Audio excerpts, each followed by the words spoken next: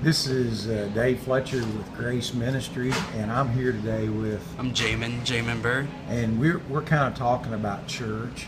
And you were saying, kind of tell me what you expect from church and Jesus in your life. Well, what church is for to me and to everybody else, of course, is a time to go worship the Lord, to show your affection to God, and church should be an experience between yourself and the Holy Spirit. But what everybody's worried about is, like, am I worshiping hard enough? Trying to speak in tongues, trying to cheer louder than everybody else. But it's not about other people seeing you worship. It's about your personal experience with God. It's not about, is the singer of the band good? Is everybody on beat? It's not about any of that. It's not about the show that you're putting on. It's about the personal experience that you have with the Lord.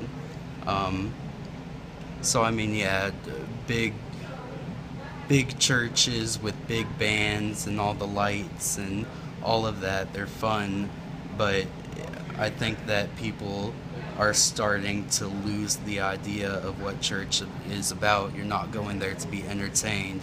You're going there to worship the Lord. You're not going there for the show or anything else. You're just going to strengthen your relationship with God. Whenever you use the word God and Lord, are you referring to Jesus Christ? And if so, what does Jesus Christ mean to you? Because in my life, I like the Sermon on the Mount, and I like the teachings of Christ and the person of Christ. How do you identify with Christ?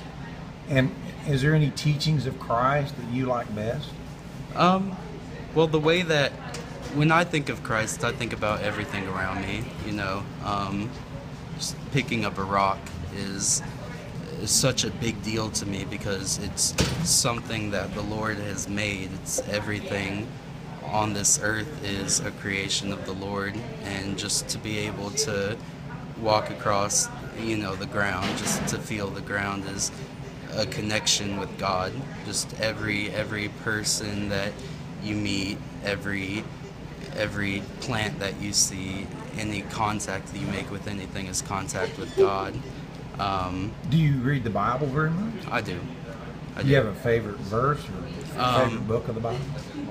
Not that I can remember. Well, my favorite book is Revelations, for sure. It is pretty. That's interesting. It is. Isn't it? It shows the power of God to me. It shows that the Lord can be ruthless if He needs to be. Wow. You should fear the Lord. You should love the Lord, but you should also have the fear of the Lord in your heart because He's powerful. And if you're not serving God the way that you should be, you're going to pay the price, Yeah. And Revelations really shows that. It shows what you're working towards, It shows that, you really do want to be saved.